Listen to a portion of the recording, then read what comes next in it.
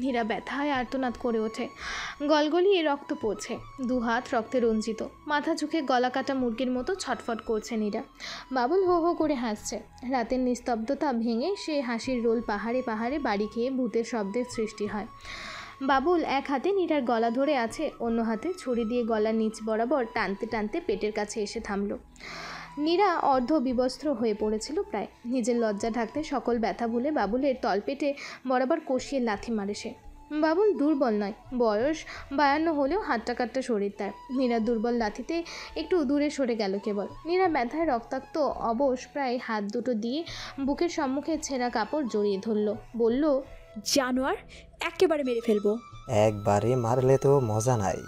বাবুল এগিয়ে আসতে নীরা পা টেনে টেনে দূরে সরে। একটু দূরেই ওর নতুন কেনা বার্মিজ চাদরটা পরা। নীরা চাপা গোঙাতে গোঙাতে এগিয়ে গেল সেখানে। চাদর গায়ে জড়িয়ে দম নিল জোরে জোরে। পেছনে বাবলুর আগানোর পায়ের আওয়াজ শোনা গেল। নীরা তো হার মেনেই নিয়েছিল, তবু কেন তাকে ফের বিবস্ত্র করবে এরা? নীরার চোখের জল থেমে যায়। এইখানে মনে পড়ল বাসে বসে বলা আমরিনের কথা, মনে পড়ল তার বোন শারমিন এবং মেহেরের দেওয়া সাহসের কথা। নিজের দুর্বলতাকে ধিক্কার দিল নীরা। ঘুরে দাঁড়ালো টালমাটাল পায়। বাবুল থেমে গেল। সে দেখল ভয়ের নাম নিশানো নেই নীরার মুখে। রক্তাক্ত ক্ষত বিক্ষত ঠোঁটে এক চিলতে হাসি ফুটে উঠাচ্ছে। বাবুলও হাসে, বলে, পাগল হইয়া গেছস গা, মজা পাইলাম, বহুত মজা পাইলাম। এইটাও কমনে মালিক রে যাইয়া। বাবুল ছুটে আসে ছুরি নিয়ে নীরার দিকে। নীরা নিশ্চল স্থির। রাত 11টা পর্যন্ত লাইট মেরে পুলিশ এবং স্থানীয় কিছু লোক খোঁজাখুঁজি করলো। এর মধ্যে রাফসানও চলে আসলো সেখানে। বিধ্বস্ত চেহারা তার, অস্থিরতা তার সব কিছুতে প্রকাশিত। পুলিশদের সাথে নিজেও খুঁজল। 11টা পর্যন্ত খুঁজে শেষে সবাই ক্ষান্ত দিল খোঁজাখুঁজিতে। রাফসান এবার একাই যাবে বলে স্থির করলো। সে আরও গভীরে গিয়ে খুঁজবে নীরাকে। উপস্থিত কেউ তার সিদ্ধান্ত মেনে নিল না, কারণ এমনিতেও গভীরে যাওয়াটা রিস্ক, তার উপর এখন রাত। পুলিশ বুঝালো সকালে দরকার হলে তারা সেখানে যাবে।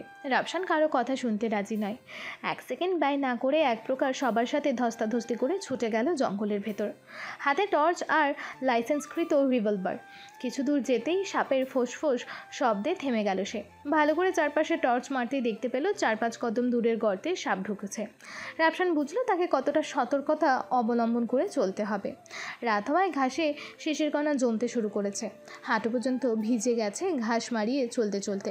আশেপাশের বন্য হাতি আছে। রাফসান লাইটটা চাঁদের তলে নিল। তাতে আলোটা বেশ ক্ষীণ মনে হচ্ছে এখন। এভাবেই সতর্কে এগিয়ে চলল দিশাহীন পথে। মনের ভেতরে কালবৈশাখীর তাণ্ডব চলছে। মাঝে মাঝে হোঁচট খাচ্ছে মনোযোগ হারিয়ে রাফসান। নীরার কিছু হয়ে গেলে সে বাঁচবে কী করে?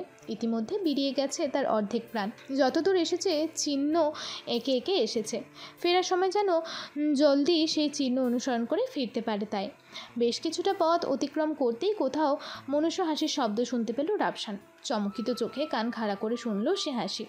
ভালো করে খেয়াল করতেই সে টের পেল হাসির উৎসস্থল কোন দিকে। তীব্র গতিতে ছুটছে সেদিকে রাফসান। এইখানে ভুলেই গেল এই সাপদসংকুল অরণ্যের কথা। যা থাকলো মনে তা কেবলই নীরাকে নিয়ে ভাবনা। রাফসান ঠিক পথেই এগিয়েছে। ঘাসের ওপর কাউকে হেঁচড়ে নেওয়ার চিহ্ন দেখতে পেল এগিয়ে। টর্চের আলোয় ঘাসের ওপর ছোপ ছোপ রক্তের দাগ দেখে থমকে গেল সে। হঠাৎ পাশ থেকে ভেসে এলো আত্মচিৎকার। আবারও ছুটছে রাফসান। বুকটা ভার হয়ে আসছে। যত এগোচ্ছে ততই ভারী হচ্ছে শ্বাস। রাফসান এসে থামলো কাঠ জ্বালা সেই জায়গাটায়, যেখানে একটু আগে নির্মমভাবে অত্যাচার করা হয়েছে নীরার ওপর। 1 আঙ্গুল ঘাস বিছানো এখানটা জুড়ে, অদূরে ছাই চাপা আগুন। রাফসান নিজেকে সামনে টর্চের আলো ঘোরাতেই একদম দূরে আবারও রক্ত দেখলো। পা নড়ছে না রাফসানের। বুক ফেটে কান্না আসছে। গাছটার কাছে এসে দাঁড়ায় রাফসান। পুরোটা জায়গায় ঘাসে গাছের গায়ে রক্ত আর রক্ত। অস্পষ্ট স্বরে নীরাকে ডাকে প্রথমে, তারপর চিৎকার করে ওঠে নীরার নাম ধরে। হন্যে হয়ে খোঁজে জায়গাটা ঝোপঝাড়। শূন্য হাতে ফিরে আসে সেই রক্তমাখা গাছের কাছে ফের। হাঁটু ভেঙে কান্নায় ভেঙে পড়ে। রাফসানের কান্না থামে কারো টেনে টেনে চলার আওয়াজে। রাফসান ঘাড় ঘুরিয়ে পেছনে তাকায়। কতক্ষণ ওভাবে তাকিয়েছিল তার খেয়াল নেই। নীরা বাঁচবে না জেনেও এই শেষ সময় লড়তে চাইল। তাকে এই বাধার দেয়াল ভাঙতে হবে, এই কথাটাই শুধু এলো ভাবনায়। কাঠখড়ের আলোয় সে ঝাপসা চোখে সামনে খাদ দেখতে পেয়ে উঠে দাঁড়ায়। সে মরবে, কিন্তু তার আগে এই মানুষ নামের জানোয়ারটাকে শেষ করতে হবে তাকে। জারিনা খালা নিজের জীবন দিয়ে দিল তারই জন্য। হ্যাঁ, তারই জন্য মেরেছে জারিনা খালা। তাকে ওই যন্ত্রণার জীবন থেকে মুক্তি দিতে নিজেকে শেষ করেছে জালিমের হাতে, তবুও স্বেচ্ছায় নতমস্তকে আবার জালিমের জুলুম সইবে? তাকে বাঁচার আশা যারা দিল তাদের জীবন এই পশুর হাতে শেষ হতে দেবে? না না, নীরাও জানি না হবে আজ নিজ হাতে জালিম বধ করবে। নীরার ভয় ডর এক নিমেষে দূরীভূত হলো। অবিন্যস্ত চুলে রক্তমাখা ক্ষতবিক্ষত মুখশ্রীতে ফুটল নির্ভীক হাসি। অত্যাচারী জালিমেরা কখনোই মজলুমের সে হাসি সহ্য করতে পারে না। রক্ত গরম হয়ে ওঠে, মাথা খারাপ হয়ে ওঠে ওদের। বাবলুরও তাই হলো, ছুটে গেল নীরাকে শেষ করতে। নীরা স্থির দাঁড়িয়েছিল বাবলুর সামনে। বাবলুকে ছুটতে দেখে দ্রুত সরে গেল পেছনে নীরা। বাবলুর কোনো খেয়াল নেই সেদিকে, সে বদ্ধ উন্মাদের মতো হুঙ্কার দিয়ে ছুটে আসে। পাহাড়ের একদম কোনায় দাঁড়িয়ে রইল নীরা। শেষবারের মতো এইটুকু জীবনে সকল পাওয়া না পাওয়া স্মৃতি ভেসে উঠল চোখে। আজ কোনো দুঃখ নেই ওর, দু চোখে আনন্দ অশ্রু। জীবনের অর্থ ভয় ভয়ে বেঁচে থাকাই নয়, তা যে আজই বুঝেছে সে। আরও কিছুকাল এমন সাহসী হয়ে বাঁচতে পারলে ভালোই হতো হয়তো। নীরা চওড়া হাসি হাসলো, বড় প্রশান্তির সে হাসি। দেহের ব্যথা সব ধুয়ে গেল সেই আনন্দ অশ্রুর জলে। নীরার পেট ছুঁয়ে ছুরি সমেত নিচের খাদে পড়ে গেল বাবলু। আত্মচিৎকারে মুখরিত এই নিস্তব্ধ গভীর রাত। নীরা উবু হয়ে পড়েছিল অনেকক্ষণ, ভেবেছিল সহজে মরে যাবে, কিন্তু মরল না সে। ভীরুতা ঘুচিয়ে বাঁচার সাহায্যে এখনও বিদ্যমান। গায়ে চাদর জড়িয়ে পড়ে থাকা ছেঁড়া কাপড়ে ক্ষতস্থান বেঁধে নেয়। টেনে টুনে এগিয়ে বড় একটা গাছে হেলান দিয়ে অচেতন পড়েছিল। রাফসানের গলার স্বরে চেতনা জাগ্রত হয় নীরার। প্রথম দিকে নড়তে পারছিল না, অনেক কষ্টে গাছ ধরে উঠে দাঁড়ায়। টালমাটাল পায়ে এগিয়ে আসে সমস্ত শক্তি দিয়ে। রাফসান হারানো প্রিয় মানুষটাকে এই রূপে ফিরে পেয়ে স্তব্ধ হয়েছিল কিছুক্ষণ। নীরা আরও দু কদম এগোতেই কোনো কিছুর সাথে বেঁধে হুমড়ে পড়ে ঘাসের ওপর। রাফসান নীরা বলে ছুটে এসে নীরার দেহটা বুকে টেনে নেয়। নিজ হাতে নীরার মুখের ওপর পড়া অবিন্যস্ত চুলগুলোকে সরিয়ে কান্নাজড়িত কণ্ঠে বলে, নীরা, কিছু হবে না তোমার, চোখ খুলো প্লিজ। রাফসানের ঝাঁকুনিতে নীরা টিপটিপ করে তাকায়। রাফসান বারবার অভয় দিচ্ছে তাকে। নীরা অপলক চেয়ে আছে রাফসানের অশ্রু ভেজা মুখে। রাফসান কালক্ষেপণ না করে যে পথে এসেছিল সে পথে রওনা হয় নীরাকে কোলে তুলে। নীরা তখনও দুর্বল নেত্রপল্লব তুলে রাফসানকে দেখছিল। মৃদু হাসল নীরা হঠাৎ। ছুটন্ত রাফসান ভ্রুকুটি করে রেগে বলল, হাসছো কেন? কি অদ্ভুত আমার জীবন, যেই ভালোবাসাকে এতকাল চেয়ে আসলাম আজ তাকে পেলাম আমার এই শেষ সময়। কথাটা অস্ফুট বলল নীরা। এইটুকু বলতেই তার কষ্ট হচ্ছিল। রাফসান ধমক দিয়ে বলল, একদম ফালতু কথা বলবে না। শেষ সময় কি? হ্যাঁ, কিছু হবে না তোমার, আমি কিচ্ছু হতে দেব না। কাঁদছে রাফসান। কান্নার কারণে শরীরে শক্তি কমে আসছে। থেমে হাঁটু মুড়ে শ্বাস নিল জোরে জোরে, তারপর আবার ছুটতে লাগলো। নীরা দুর্বল হাতটা বাড়িয়ে রাফসানের গাল ছুঁয়ে হু হু করে কেঁদে ওঠে। রাফসান সকরুণ স্বরে বলে, কষ্ট হচ্ছে খুব? নীরা ঘাড় নাড়িয়ে না বলে। রাফসান বলল, মিথ্যা বলছো আমাকে? আপনি এত কেন ভালোবাসেন আমাকে? আমি যে এখন মরেও শান্তি পাবো না। নীরা টেনে টেনে বলে, চুপ, একদম চুপ, কোনো কথা বলবে না। যত সব ফালতু কথা বলো শুধু। বললাম না কিছু হবে না তোমার। রাফসান ছুটতে ছুটতে অনুভব করলো নীরার চুপ হয়ে গেছে। একবার বুকে মাথা রাখা নীরার দিকে তাকালো সে। নীরা চোখ মুদে নিথর পড়ে আছে তার বুকে। রাফসান কয়েকবার ডাকলো নীরাকে, কিন্তু সাড়া পেল না। পাগল প্রায় রাফসান নগ্ন পায়ে ছুটছে সামনে। চোখের চশমাটা কখন পড়ে গেছে খেয়াল নেই। তার সম্মুখ ক্রমশ ঝাপসা হতে লাগলো। দেহশক্তি কমে আসছে ধীরে ধীরে। ঝাপসা চোখে অদূরে ক্ষীণ আলো দেখতে পেয়ে অন্ধকারেই ছুটেছে শক্তি ঝুঁকিয়ে। অল্প কিছু দূর গিয়েই পড়ে গেল রাফসান নীরাকে বুকে নিয়ে। দু চোখ বন্ধ হওয়ার পূর্বে অশ্রু বিসর্জন হলো নীরার মুখটা দেখে। বাংলাদেশে এবছর সফল নারী উদ্যোক্তাদের সম্মানে বিশেষ অনুষ্ঠানে আয়োজিত হয়েছে উত্তরায়। সারা দেশ থেকে মোট 5 জন নারীকে বিশেষ সম্মানে ভূষিত করা হবে আজ। উপস্থাপক মেহের একে একে 4 জনের নাম বলে থেমে গেলেন। দর্শক সারিতে চাপা গুঞ্জন আরম্ভ হলো তাতে। মেহের মুচকি হেসে প্রথম সারিতে বসা নীরার দিকে তাকালো। নীরার বুকটা ঢিপ ঢিপ করছে। বারবার এদিক ওদিক তাকাচ্ছে সে। মেহের হালকা কেশে উঁচু গলায় বলল, এবার মঞ্চে আসবেন আমাদের এই বছরের সেরা নারী উদ্যোক্তা মিসেস নাহিদা নিজাম নীরা। নীরা বিস্ময়ে অভিভূত নিজের নাম শুনে। দর্শক সারি করতালিতে মুখর। পাশে বসা শারমিন নীরার হাতটা শক্ত করে ধরে আছে। নীরা কাঁদছে। প্রাপ্তির আনন্দে তাকে আজ বহুদিন পর কাঁদতে দেখা গেল। নীরা টিস্যুতে চোখ মুছে এদিক ওদিক তাকিয়ে কাউকে খুঁজছে। অনেক খোঁজাখুঁজি করেও যখন কাউকে পেল না, হতাশ দৃষ্টি আর মনে একরাশ অভিমান নিয়ে উঠে দাঁড়ালো। মঞ্চে ওঠার সিঁড়ি 2 কদম পার হতেই আবারও ঘুরে তাকায় সে। চারিদিকে তারই জয়ধ্বনির কলতালি। তার মাঝেও বিশেষ এবং অতি আপন কাউকে খুঁজল সে। না, সে নেই এখানে। এই তার ভালোবাসা? ভালোবাসা না ছাই। নীরা কপট রাগে মনে মনে ফুঁসছে। আনমনা হয়ে সিঁড়ি ডিঙাতে গিয়ে শাড়িতে পা বেঁধে পড়ে যাচ্ছিল প্রায়। একটা হাত সেই প্রিয় মানুষটার ভরসার হাত। নীরা অভিমানে ছলছল তার হাতে ভর দিয়ে মুখ তুলল। চিরচেনা মুচকি হাসি রাফসানের ঠোঁটে, চোখে দুষ্টুমি বিরাজিত। নীরার হাতটা ধরে মঞ্চে উঠে এলো সে। পাশাপাশি দাঁড়িয়ে আছে দুজন। নীরা মুখ ফুলিয়ে রয়েছে। রাফসান নীরার দিকে তাকিয়ে মুচকি হাসে। মুখটা ওর কানের কাছে নিয়ে চাপা স্বরে বলল, উফ, মা ঢালোকে কে বধুয়া, এই নীল ছাড়াতে কিন্তু হৃদয়হরণীয় লাগছে। ও, এখন লাগছে তাই না? এতদিন লাগেনি? এতদিন ততদিন সব দিনে তুমি আমার হৃদয়হরণীয়। এর হৃদয় আমাদের নয়, তোমাতে করে বাস। আমি তো আমার নয়, তোমার যতটুকু। হয়েছে, আর আদিক্ষেতা করতে হবে না। আসলে কেন? না আসলেই তো পারতে। চাপা স্বরে কটমট করে তাকায় নীরা। চলে যায় তাহলে? রাফসান দুষ্টুমি করে বলে, তোমার ইচ্ছা। সবার আড়ালে সতর্কে ভেঙচি কাটে নীরা। বাচ্চাদের মতো মুখ ফুলে আছে দেখছি। থাকো, কাল যখন দৈনিক পত্রিকাগুলো তোমার গোলালু মার্কার ছবি আসবে, তখন কিন্তু আমাকে কিচ্ছুই বলতে পারবে না। নীরা দাঁত কামড়ে রাফসানের মুখের দিকে রেগে তাকায়। রাফসান মুখে হাত রেখে হাসছে। নীরা কিছু বলবে তখনই পাশ থেকে মেহের বলে ওঠে, মিসেস আহমেদ। নীরা স্বাভাবিক হয়ে তাকায় মেহেরের দিকে। মেহের হাসছে নীরার চুপসে যাওয়া মুখ চেয়ে। রাফসানকে ইশারায় শাসায় মেহের। রাফসান নাক কুঁচকে হাসলো শুধু নীরার দিকে তাকিয়ে। যথারীতি পুরস্কার দেয়া হলো রাফসানের হাত দিয়ে নীরাকে। নীরার এমনই ইচ্ছা ছিল, যেটা মেহের জানত। পুরস্কারটা নীরা রাফসানের হাতে দিয়ে মঞ্চে বসলো সকল উদ্যোক্তাদের সাথে। তাদের প্রশ্ন পর্ব চলবে এখন। শারমিন এবং শোয়েবের মাঝের চেয়ারে গিয়ে বসলো রাফসান। শোয়েব মেহেরের দ্বিতীয় সন্তান, 2.5 বছরের শ্যামা বাবার কোলে বসেছে। রাফসান শোয়েবের সাথে কুশলাদি জিজ্ঞেস করে শ্যামাকে কোলে তুলে নেয়। শ্যামা রাফসানের কোলে বসে পুরস্কারের ট্রফিটা নাড়াতে নাড়াতে জিজ্ঞেস করে, আঙ্কেল, নীলাভ ভাইয়া আতে নাই?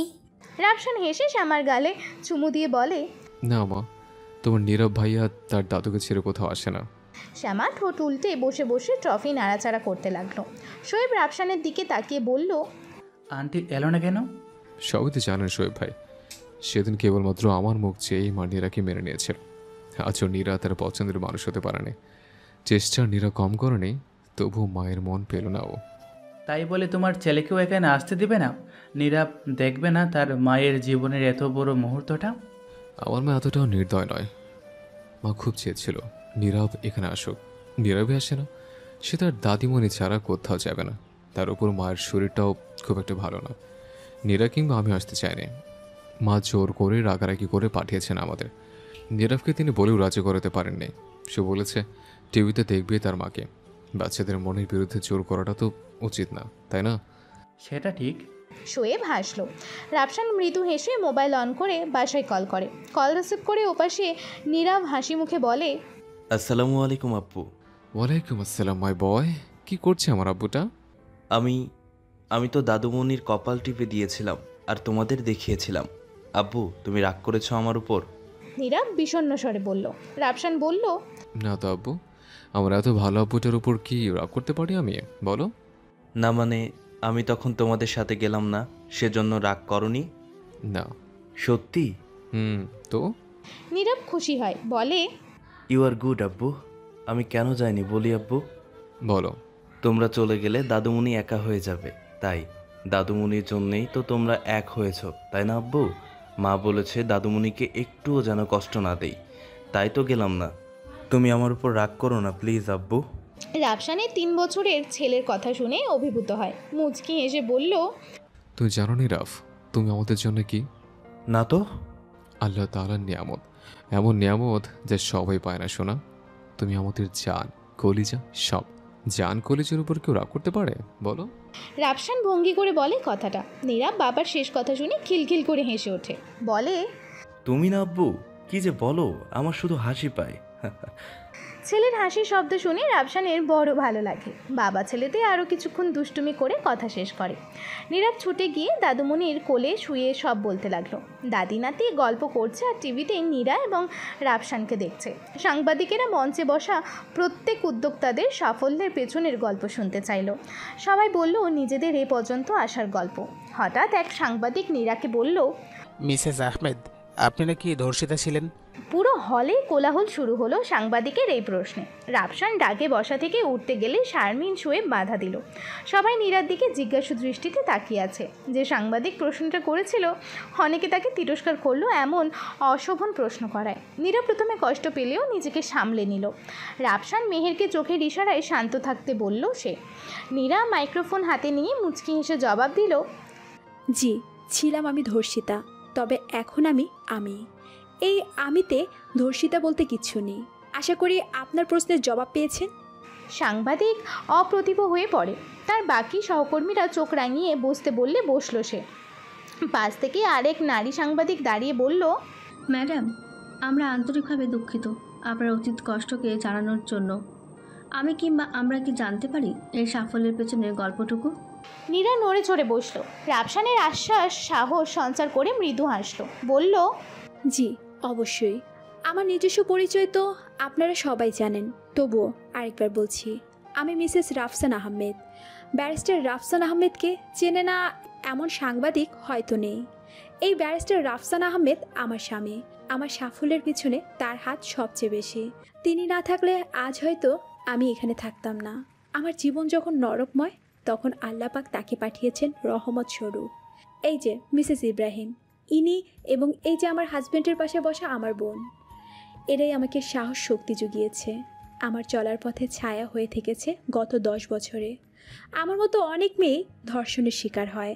যারা মরে যায় তারা তো যন্ত্রণাময় জীবন থেকে মুক্তি পায়, আর যারা বেঁচে থাকে তাদের প্রতিটি সেকেন্ড, মিনিট, ঘন্টা অতিবাহিত হয় মৃত্যুময় সমকষ্টের মধ্য দিয়ে। অনেকে লড়াই করতে চেয়েও পারে না, পরিবার সমাজের কাছে দায়বদ্ধ থেকে। এক এক সময় মনে হতো মরলেই বুঝি মুক্তি আমার। আদৌ তো তেমন কিছুই হয় না। পরাজয়ের মধ্যে কোনো মুক্তি নেই, আছে শুধু লাঞ্ছনা, গ্লানি। আমি একটা সময় নিজেকে জীবনযুদ্ধ পরাজিত ভেবে নিয়েছিলাম, মেনে নিয়েছিলাম এই লাঞ্ছনাময় জীবনই আমার নিয়তি। আচ্ছন্ন মৃত্যুর সামনে কিছু সময়ের জন্য নিজেকে স্বেচ্ছায় তুলে দিয়েছিলাম। আজ মনে হয় সেটা যদি হবে আত্মহত্যা, তবে আত্মহত্যা হতো এক প্রকার। আপনারা অনেকেই জানেন 5 বছর আগে হিমছড়িতে ঘটে যাওয়া আমার দুর্ঘটনার কথা। সেই দিনই বদলে গিয়েছিল আমার জীবন। আমি মুমূর্ষু অবস্থায় যখন মৃত্যুর অপেক্ষায় পড়েছিলাম এই গহনী অরণ্যে, এই যে দর্শক সারিতে বসা মানুষকে দেখছেন, তিনি নিজের জীবন বিপন্ন করে ছুটে গিয়েছিলেন আমার খোঁজে। জীবন সায়ন্যে ছিলাম আমি। সেই প্রথম তার চোখে আমার প্রতি ভালোবাসা দেখলাম। নিজের জীবন তুচ্ছ করে কোলে তুলে ছুটছিল আমাকে নিয়ে। তার মাঝে কেবল আমাকেই দেখছিলাম আমি। আল্লাহ পাক আমাকে সুন্দর পৃথিবী, সুন্দর জীবন দেখাতে চেয়েছিলেন। পুরো 6টা মাস আমার আপনজনদের, আমার সবচেয়ে প্রিয় মানুষটার সেবায় সুস্থ হলাম আমি। এরপর তাকে নিজের করে পাওয়াটা ছিল মিরাক্কলের মতো। আমার জীবন সার্থক তাকে পেয়ে। তার এবং আমার আপনজনদের সহযোগিতায় আজ আমি এই স্থানে। আজ 1000 জন নারী পুরুষদের কর্মসংস্থানের ব্যবস্থা আল্লাহ পাকের ইশারায় আমি করতে সক্ষম।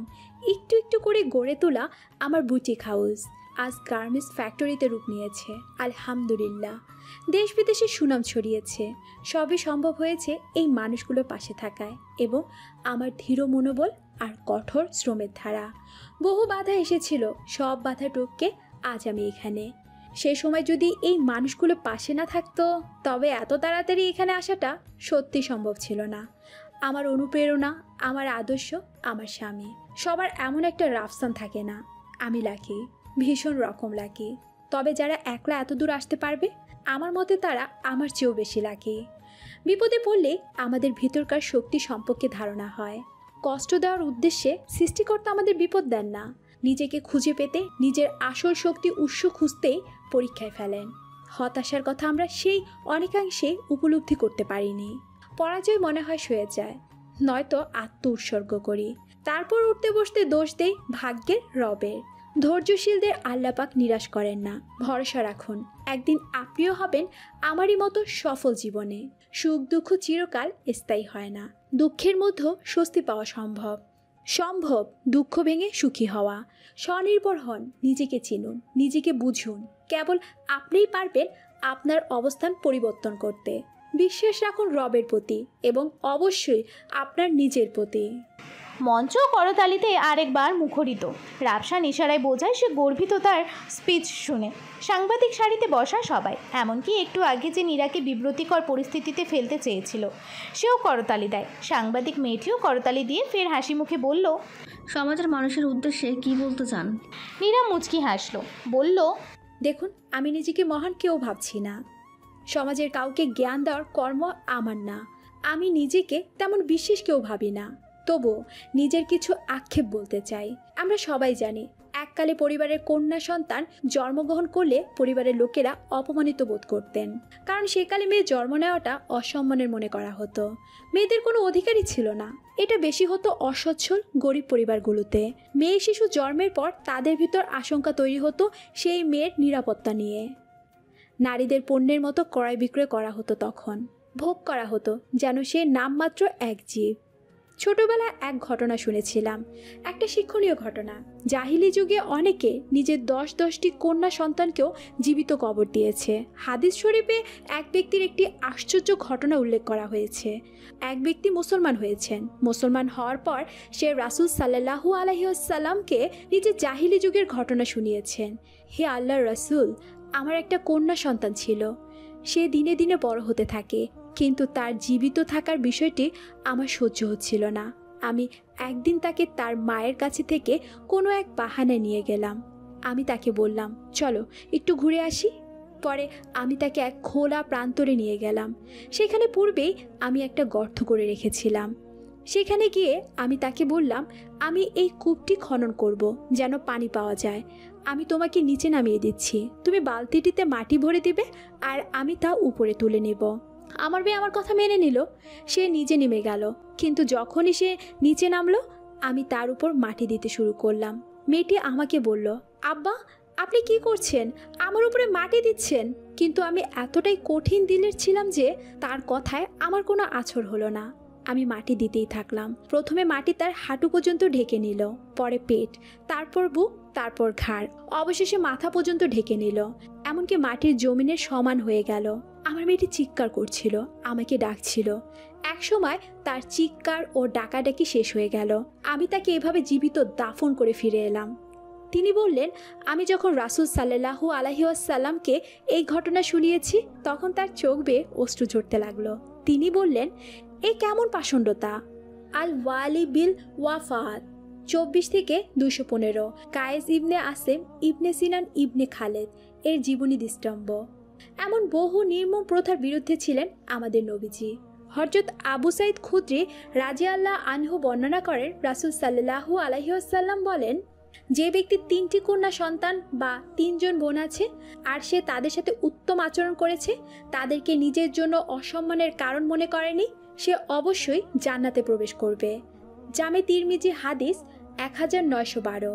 আল্লাহ তাআলা সূরা না হলে তাদের বর্ণনা এভাবে দিয়েছেন, তাদের কাউকে যখন কন্যা সন্তানের সুসংবাদ দেওয়া হয় তখন তার মুখ কালো হয়ে যায় এবং সে অসহনীয় মনস্তাবে ক্লিষ্ট হয়।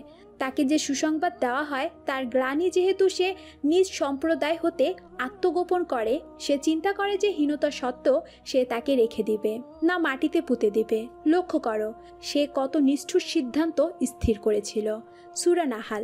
অথচ আজ দেখুন চারিদিকে এত উন্নতি, শুধু নারীদের বেলায় এখনও ভাবনাটা অনেকাংশে আগের মতোই আছে। অন্যের দ্বারা লাঞ্ছিত, নিপীড়িত হয়েও আমরা আমাদের চোখে অসম্মানিত। আজ আমি এখানে, তবুও কারো কারো চোখে আমি ধর্ষিতা। আমাকে এতটা ত্যাগ, এতটা কষ্টের পরও শুনতে হচ্ছে আমি ধর্ষিতা ছিলাম কিনা। আমাকে ধর্ষিত হয়েও পরিবারের সম্মান রক্ষার্থে বাধ্য হতে হয় ধর্ষকের স্ত্রী হতে। এটাও তো এক প্রকার জীবন্ত কবর, তাই না? নারী আছে বলেই এই ধরা এত সুন্দর, নারী আছে বলেই আপনি এত সুখী। ভুলে গেলে চলবে না, আদম আলাইহিসসালামের সঙ্গী হিসেবে সৃষ্টি হয়েছিল মা হাওয়া আলাইহিসসালাম। আল্লাহ পাক কি পারতেন না সেদিন শুধুমাত্র ভোগ্য বস্তু হিসেবে হাওয়া আলাইহিসসালামকে সৃষ্টি করতে? তিনি রব, সৃষ্টিকে তিনি সমানভাবে ভালোবাসেন। হাওয়া আলাইহিসসালামকে প্রথম মানবের অর্ধাঙ্গিনী রূপে সৃষ্টি করলেন, সম্মান দিলেন, মর্যাদা দিলেন। আমার রব তো আমাদের সম্মানিত করলো, তবে আপনি কেন পারেন না? নাকি নিজেকে খুবই উচ্চ মর্যাদা সম্পন্ন জীব ভাবেন? যদি ভেবেও থাকেন তবে শুনুন, যেই নারীকে আপনি বিভস্ত করেছেন, লাঞ্ছিত করেছেন, মিনিট খানেকের আবেগের বশে সে আপনার মতোই কারো বোন, মেয়ে কিংবা কারো মা হবে। আপনার মিনিট খানেকের যৌন কামনা কারো পুরোটা জীবন শেষ করে দেয়। যারা বিকারগ্রস্ত তাদের নীতিমালা বলা বাহুল্য, কিন্তু যারা জ্ঞানী স্বাভাবিক তাদেরকে বলছি, নারীকে ভোগের চোখে নয়, সম্মানের চোখে দেখুন। আদত সে যেটার হকদার। নীরার বক্তব্যের উপস্থিত সবাই প্রশংসা করে, রাফসান সহ বাকি নীরার পরিবারের লোক গর্বিত নীরাকে নিয়ে। নীরার বাবা মা টিভির সামনে বসে চোখ মুছল। একদিন যেই মেয়েকে অস্বীকার করেছিলেন গ্রহণ করতে, আজ সেই মেয়ের পরিচয়ে পরিচিত হন তিনি। এই বাড়ি সেটাও মেয়ের তৈরি। নীরার বাবা মা অনুতপ্ত হন। ছোট্ট নীরাব টিভির ওপাশে চুপচাপ মায়ের কথা শুনল। অনুষ্ঠান শেষ হতেই ছুটে গেল নিজের রুমে। আরমান, শিলা এবং আমরিন মিনহাজ দম্পতি মোবাইলে নীরাকে শুভেচ্ছা জানালো। মেহের সহ সবাইকে নিয়ে চলে আসে বাড়ি নীরা। সবাই মিলে নীরার বক্তব্যের প্রশংসা করছে। নীরা বেশ বিব্রত হলো এত প্রশংসা শুনে। ফ্রেশ হতে ওপরে চলে এলো সে। পিছু পিছু এলো রাফসান। দরজা লাগিয়ে পেছন থেকে জড়িয়ে ধরল নীরাকে সে। নীরা ফুপিয়ে কেঁদে ওঠে অবনত মুখে। রাফসান ভীত চোখে নীরাকে নিজের দিকে ঘুরিয়ে থুতনি ধরে নীরার অবনত মুখটা তোলে, বলে, ওই সাংবাদিকের কথা শুনে কষ্ট পেয়েছ? নীরা মাথা নাড়িয়ে না বলে। রাফসান কপাল কুঁচকে জিজ্ঞেস করে, তাহলে? নীরা আচমকা ঝাঁপিয়ে পড়ে রাফসানের বুকে। দুহাত রাফসানকে শক্ত বাঁধনে বেঁধে বলে, ওই দিনের কথা মনে পড়ছে। সেই দিন যদি মরে যেতাম তবে এত সুখ আমার দেখা হতো না। নীরা ফুপিয়ে কাঁদে রাফসানের বুকের শার্ট খামচে ধরে। রাফসান মুচকি হেসে বলে, কথা দিয়েছিলাম তো কিছু হবে না তোমার। আমার আল্লাহ আমাকে সাহায্য করেছে সে কথা রাখতে। সেদিন চোখে জল এসেছিল অচেতন হওয়ার আগে। যখন জ্ঞান ফিরল আমি হাসপাতালের বেডে। চোখ খুলতেই দেখলাম মা পাশে বসে গেছেন। ততক্ষণে সবার বোঝ হয়ে গেছে তুমি আমার জন্য কি। 3টা মাস তুমি আমার সাথে কথা বলছিলে না। কি নিদারুণ কষ্টের ছিল, কি করে বোঝাবো বলো? আই এম সরি, আমি চাইনি তুমি আমার জীবনের সাথে নিজেকে জড়িয়ে আরও কষ্ট পাও। মা আমাকে মন থেকে মানতে পারেনি। কোনো মাই চাইবে না এমন বিধবা পুত্রবধূ। তাই তো আমি সরে যেতে চেয়েছিলাম, কিন্তু পারলাম কই। আর পারবেও না কোনোদিন। মাকে নিয়ে ভেবো না। সেদিন যেমন আমার মুখ চেয়ে তোমাকে পুত্রবধূ করতে রাজি হয়েছিল, একদিন দেখবে ঠিক মন থেকেও মেনে নেবে। নীরা চোখ মুছে বলে, মা আমাকে মেনে নিয়েছে তো? রিয়েলি? রাফসান বিস্মিত হয়। এই যে শাড়িটা দেখছো, নিজে এসে দিয়ে গেছে সকালে। আমার মাথায় হাত রেখে দোয়া করেছেন তিনি। আমি সব পেয়েছি গো, আমার 16 আনায় পাওয়া হয়ে গেছে জীবনে। নীরা নাক টেনে টেনে প্রশান্তির হাসি হাসে। রাফসান হুট করে কোলে তুলে নিয়ে খাটে শুইয়ে দেয় নীরাকে। নীরা ঠোঁটে গভীর চুম্বন দিয়ে বাহুডোরে জড়িয়ে ধরে। বেশ কিছুক্ষণ পর রাফসান হাতের ওপর ভর দিয়ে শুয়ে নীরার চুলে বিলি কাটতে কাটতে বলে, আমার যে এখনো 1 আনা বাকি নীরা। নীরা ভ্রুকুটি করতে রাফসান ফের নীরার ঠোঁট ছুঁয়ে বলে, একটা প্রিন্সেস চাই আমার। পাগল, এখন না, নীরব আরেকটু বড় হোক তারপর। না এখনই প্লিজ লক্ষ্মী, শোনো বউটা আমার। না মানে না, সরো, আমি নিচে যাব। নীরা রাফসানকে ঠেলে সরিয়ে অবিন্যস্ত শাড়ির আঁচল গুছিয়ে উঠে দাঁড়ালো। রাফসান চোখ ছোট্ট করে ঠোঁট ফুলিয়ে তখনও তাকিয়ে আছে নীরার দিকে। নীরা চোখ পাকাতেই আঁচল টেনে ধরে রাফসান। নীরা শব্দ করে হেসে ওঠে, বলে, দেখো বেশি হয়ে যাচ্ছে কিন্তু, ছাড়ো। আগে হ্যাঁ বলো। না বলবো না। আমিও তাহলে ছাড়বো না। রাফসান আঁচল ধরে হ্যাঁচকা টানতেই নীরা হুড়মুড় করে পড়ে রাফসানের বুকের ওপর। নীরা গাল ফুলিয়ে রাফসানের বুকে মৃদু কিল বসিয়ে দিল, বলে, তখন দেরি করে এলে কেন তুমি? আমার বুঝি ভয় করে না একা? আমি তো আশেপাশে ছিলাম, দেখছিলাম আমার বউটা আমাকে খোঁজে কিনা। রাফসান নীরার কানে ফু দিতেই নীরা আরও লেপটে যায় রাফসানের বুকে। লজ্জারাঙা হয়ে বলে, তো কি দেখলে? দেখলাম রাফসান নিজেও আর কিছু বলে না, নীরাকেও কিছু বলার সুযোগ দেয় না। মধুর সময় হয়েছে মধুর মিলন ঘটাতে। দিকে দিকে বসন্তের দক্ষিণা পবন সেই গানই কেবল গায়। রাতে ডিনারের আয়োজন করা হয়েছে। নীরবকে ডাকতে ছেলের রুমের দরজায় টোকা দেয়। দরজা খুলতেই মাথার ওপর ফুল বৃষ্টি হয় নীরার। পায়ের তলায় নীরবের ঘরের সবখানে বাগানের গোলাপসহ নানা রঙিন ফুলের পাপড়ি ছড়ানো। নীরব পুলকিত হয়। সামনে একগুচ্ছ রজনীগন্ধা নিয়ে দাঁড়িয়ে আছে নীরব। মায়ের সামনে গুটি গুটি পায়ে এগিয়ে এসে হাত বাড়িয়ে মাকে ফুলগুলো দেয়। নীরা খুশিতে কেঁদেই ফেলে। ছেলেকে জড়িয়ে ধরে অজস্র চুমু খায়। ছেলের কোমল হাস্যোজ্জ্বল মুখটা দু হাতে তুলে বলে, এত কিছু কেন করলে বাবা? এত কিছু কই মা, আমার ফুলের মতো মায়ের জন্য এ অনেক সামান্য। আমি বড় হই, তারপর আরও বেশি ফুল তোমাকে উপহার দেব। আমার আর কিচ্ছু চাই না সোনা, তুমি অনেক বড় হও, এই শুধু চাওয়া। নীরব মায়ের গলা জড়িয়ে ধরে বলে, আমি তোমাকে অনেক ভালোবাসি মা। আমিও সোনা। শারমিনের সাথে গল্প করতে করতে নীরা রান্নাঘর গোছায়। শারমিন এখন এক সন্তানের জননী, স্বামী সন্তান নিয়ে ভালোই আছে সে। নীরা বোনের সাথে কথা শেষ করে শাশুড়ির ঘরে আসে। রাহেলা তখন টুসির সাথে কথা বলছিল। টুসি এখন আমেরিকা প্রবাসী। বিয়ের পর ওর স্বামীর সাথে ওখানেই সেটেল হয়েছে। নীরা রুমে আসতে রাহেলা মোবাইল বাড়িয়ে দেয়। ননদ ভাবি বেশ গল্প করে কিছুক্ষণ। নীরার সাফল্য আনন্দ প্রকাশ করে টুসি। কথা শেষ করে নীরার শাশুড়ির ওষুধ এগিয়ে দেয়। রাহেলা হঠাৎ নীরার হাতটা ধরে কেঁদে ওঠে। নিজের অতীত ব্যবহারে ক্ষমা চায় সে। নীরা হাসি মুখে শাশুড়ির হাতটা মাথার ওপর নিয়ে বলে, তোমার হাতটা এখানেই থাকুক মা। মায়েদের ক্ষমা চাইতে দেখলে সন্তানের লজ্জা হয়। ভুল ত্রুটি নিয়েই তো জীবন। আপনি আমাকে মেনে নিয়েছেন, তাতেই সব ভুলে গেছি আমি। রাহেলা পুত্রবধূকে আশীর্বাদ করে, মন ভরে দোয়া করে নীরার জন্য। নীরা শাশুড়িকে শুইয়ে দিয়ে সিঁড়ি ধরে ওপরে উঠে আসে। মেহের রাফসান পাশাপাশি দাঁড়ানো ব্যালকনিতে। নীরা ওদের দেখে রুম থেকে বেরিয়েই যাচ্ছিল কি মেহের এসে হাতটা টেনে ধরে। চোখ ছোট ছোট করে বলে, চলে যাচ্ছিস কেন? না, এমনি। তোমরা গল্প করছো তাই। এভাবে নিজের সম্পদ ফেলে চলে যেতে নেই। যেটা তোর সেটাকে তোরই রাখবি, বুঝেছিস? নীরা লাজুক হাসি হাসে। মেহের নিচে নেমে আসে ওদের দুজনের কাছে বিদায় নিয়ে। নিচে ঘুমন্ত মেয়েকে কোলে নিয়ে বসে আছে শোয়েব। তাকে দেখা মাত্রই হাসলো। কি প্রশান্তির সেই হাসি! মেহেরের জীবন কানায় কানায় পূর্ণ সেই হাসির মানুষটার ভালোবাসায়। নীরা ব্যালকনিতে আসতেই রাফসান জড়িয়ে ধরল। নীরার কাঁধে থুতনি ঠেকিয়ে বলল, নীরব ঘুমিয়েছে? আকাশে এক ফালি চাঁদের আলোয় জ্যোৎস্না ঝরছে। নীরা রাফসান আষ্টে পৃষ্ঠে জড়িয়ে আছে একে অপরকে। হঠাৎ নীরার চোখ পড়ল ব্যালকনির এক কোণার ক্যাকটাস গাছে। উচ্ছ্বসিত হয়ে বলল নীরা, এই দেখো, ক্যাকটাসে ফুল ফুটেছে। এই গাছে প্রথম কবে ফুল ফুটেছিল মনে আছে? রাফসান বলল। নীরা হেসে রাফসানের বুকে মাথা রেখে বলল, আমাদের বিয়ের দিন তুমি একটা ফুল ছিঁড়ে আমায় খোপা গুজে দিয়েছিলে আর বলেছিলে এই কণ্ঠকাকীর্ণ জীবনে এই ফুল পরম পাওয়া। ক্যাকটাস, আমার ক্যাকটাস এবার শুধু ফুলের ছোঁয়া।